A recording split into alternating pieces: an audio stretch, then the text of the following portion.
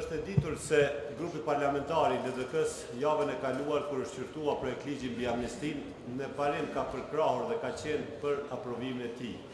duke kurzuar votën e anëtarëve të vet me amandamente dhe ndryshime të caktuara të tij.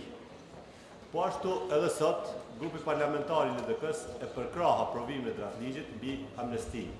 ndër të tjera edhe për këto arsye. Në një,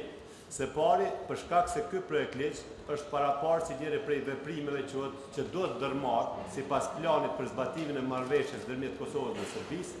e cila marrëveshje është ratifikuar përmes ligjit mbi ratifikimin e marrëveshjes, i cili 2 javë më parë është aprovuar nga ana e këtij kuvendi. Në 2, arsyeja e dytë është ndryshimi i draftligjit mbi amnestinë konform kërkesës së grupit tonë parlamentar. Duhet theksuar se versioni i parë i këtij draftligji, që është shqyrtuar javën e kaluar, ka përmbajtur nenin 3, në të cilin taksativisht janë numëruar afro 50 vepra penale, kryesit të cilave do të amnestoheshin. Pasur parasysh se një numër i madh i këtyre vepra penale kryen me përdorimin e dhunës, siç janë shtrëngimi, vrasja, sulmi e tjera, ose cenojnë pasuri, të drejtat dhe liritë e qytetarëve, siç janë vjedhja, kontraktimi, përfitimit jo proporcional pasuror e tjera, ne si grup parlamentar kemi kërkuar që ky nën të fshihet në tërësi. Qeveria me rastin e përpilimit të versionit të dytë, pra këtij që ne e shqyrtojmë sot, ka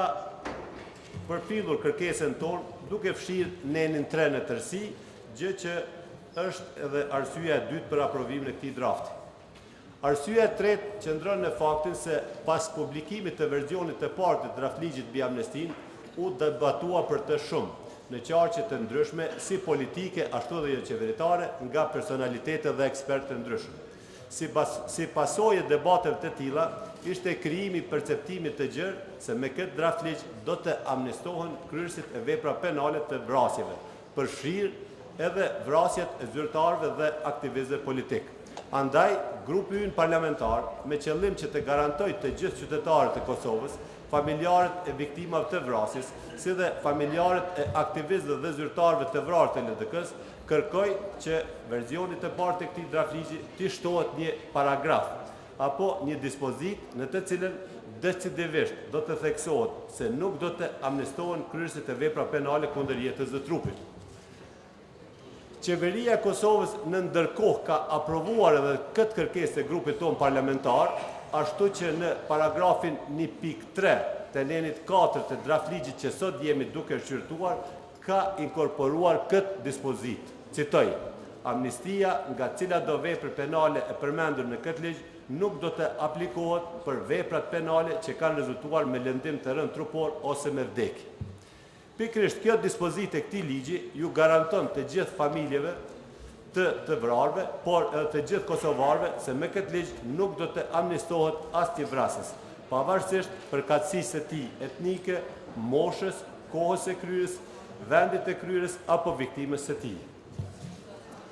Dhe së katërti, grupi ynë ka kërkuar që me amnesti mos të përfshihen personat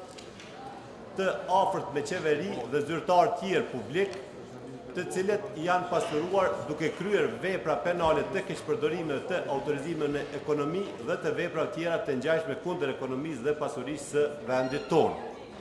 Duhet thënë se versioni i ligjit të cilin e kemi sot në shqyrtim, në nenin 3, në të cilin trajtohen kushtet për amnesti, ndër të tjera si kusht për amnestimin e kryesve të vepra penale kundër ekonomisë, kundër zgjedhjeve, rrezikimit të trafikut publik e tjera, kërkohet, po citoj, që vepra penale të jetë kryer me qëllim të kryerjes së veprës penale për rezistencë. Interpretimi ligjor i kësaj dispozite garanton se nga amnistia nuk do të përfitojnë personat të cilët duke vepruar si zyrtar publik dhe shërbys civil të vendit tonë e që kanë dëmtuar ekonominë e Kosovës dhe janë pasuruar për një kohë të shkurtër. Andaj, pasur parasysh arsyet e lartë theksuara, si dhe zhvillimet e përgjithshme juridike dhe politike në vend dhe region, grupi parlamentar i LDK-s ka vendosur që votën e vet të jep për aprovimin e këtij draftligji. Ju falenderoj.